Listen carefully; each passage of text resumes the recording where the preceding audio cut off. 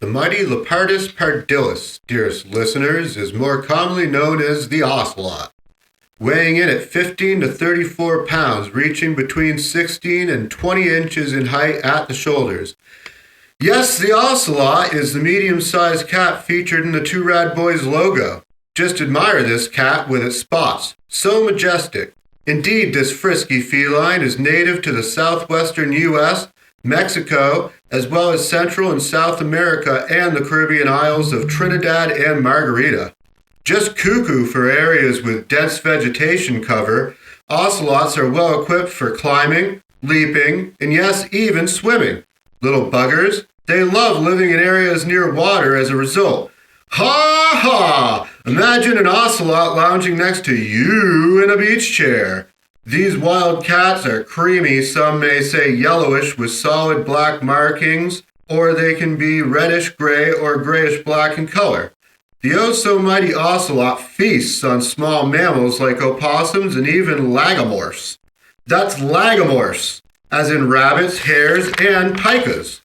Ocelots are beautiful creatures and definitely not birds, but are endangered. Once again, not to be confused with ostriches or any other birds, but endangered. Why? People. That's why. It's us fucking shit up again for nature. That's by hunting, habitat destruction, traffic accidents, and people stuff. Why? The ocelot and people, they go way back to when the Incas and Aztecs kept them as pets. These non-avian creatures make, I'm going to say, okay pets, and I want to add a little asterisk to this thing. They make okay pets, but I don't endorse pet ownership of an ocelot. They can bite you unintentionally, they say, but I think the ocelot intentionally is doing the biting. It's pissed. It doesn't want to be in your house.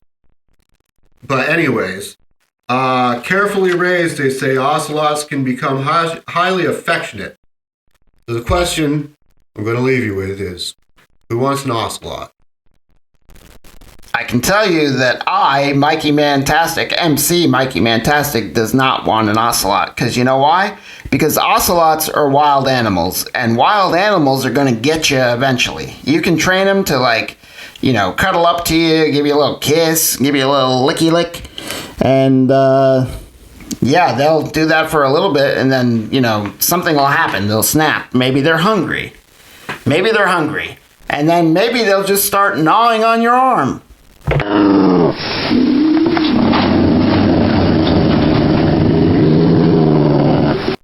There's an ocelot now.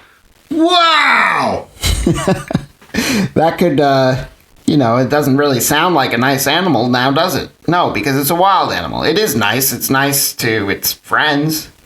It's ocelot friends, yeah. Yeah, his ocelot friends. As awesome as ocelots are, yeah, they're not meant to be your pet. No, they're not. No, none of these exotic animals. All these people, these weirdos, they all seem to live in Florida or something.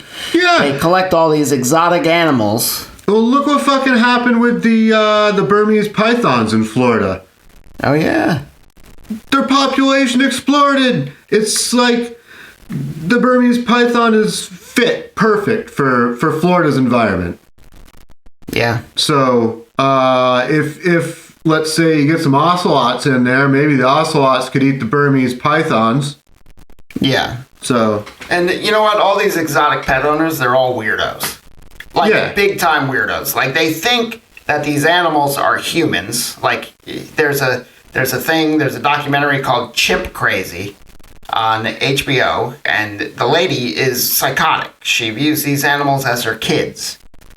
And they're not. They're not kids. They're wild animals. They belong in the wild with their friends and family. So, that's our opinion on this big time issue in the exotic pet world. There should not be exotic pets. No. Exotic dancers? exotic foods. Yes, those are all fine. But when it comes to a little...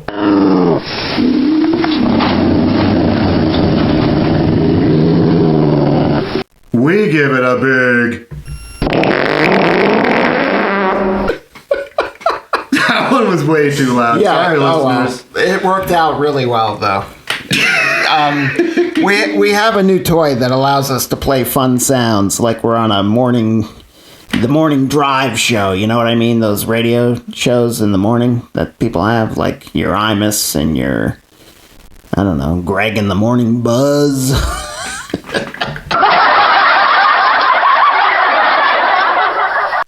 Yep. Yeah, you know the stuff. You know the stuff. So we're shock jocks now. Yes, we're shock jocks now. Yeah. Yep, and we're shocking you with sounds like these.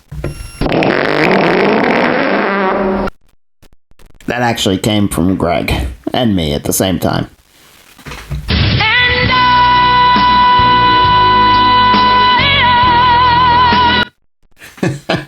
We can do all sorts of stuff like that now. But anyway, back to ocelots.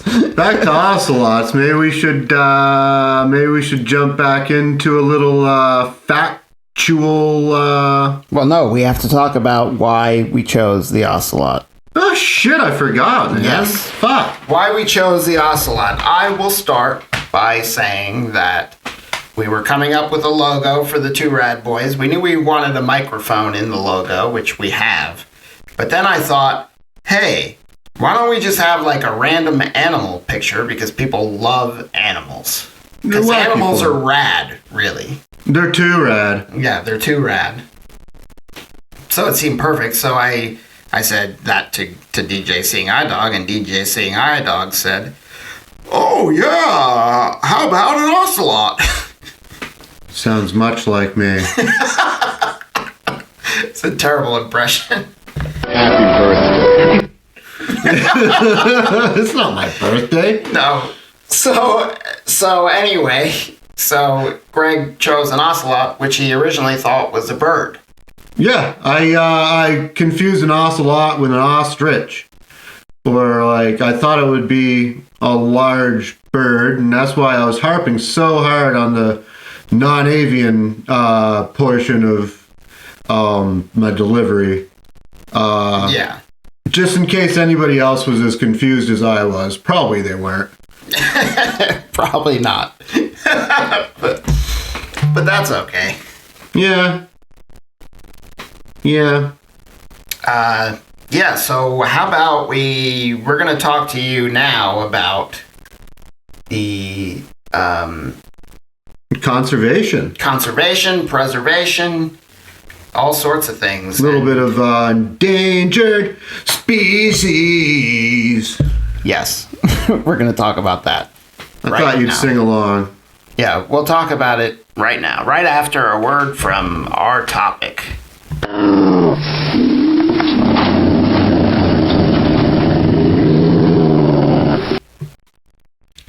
Ocelots are federally endangered in the U.S. and northeastern Mexico. Although there are 800,000 to 1.5 million ocelots in the world, there are only an estimated 100 left in the U.S. in two populations in the deep south of Texas. The nocturnal hunters are very important to the Texas brush ecosystem because they help control the small mammal and bird population. The ocelot was first listed as endangered in the U.S. in 1982, so as the population of me was increasing, the population of ocelots was dwindling. Included in the threats to their population that the DJ mentioned in the intro is border activities between the U.S. and Mexico. That would include immigration, drug trafficking, police and military actions, fences/walls, and artificial lighting. Those are all threats to ocelot populations. Scientists and land managers are calling for cooperation between the U.S. and Mexico. The only way to preserve the biodiversity of both countries would require a collaborative effort with both governments, but that has not occurred as of yet. There are a few things being done to try to increase ocelot populations and preserve the ones already in existence. The Caesar Kleberg Wildlife Research Institute at Texas A&M University Kingsville gave the United States Fish and Wildlife Service around $12.2 million for ocelot conservation. Private landowners signed a safe harbor agreement to ensure that they can actively participate in ocelot conservation without hindering their ability to manage their land, which includes the building of an ocelot conservation facility in Kingsville to breed and raise ocelots. As avid listeners of the Two Rad Boys, how can you help with the conservation and preservation of our mighty mascot, the ocelot, you might ask? Well, you can start by driving carefully if you ever find yourself driving in Deep South Texas. You can be an ocelot advocate to speak out about policies that protect ocelots and their habitats.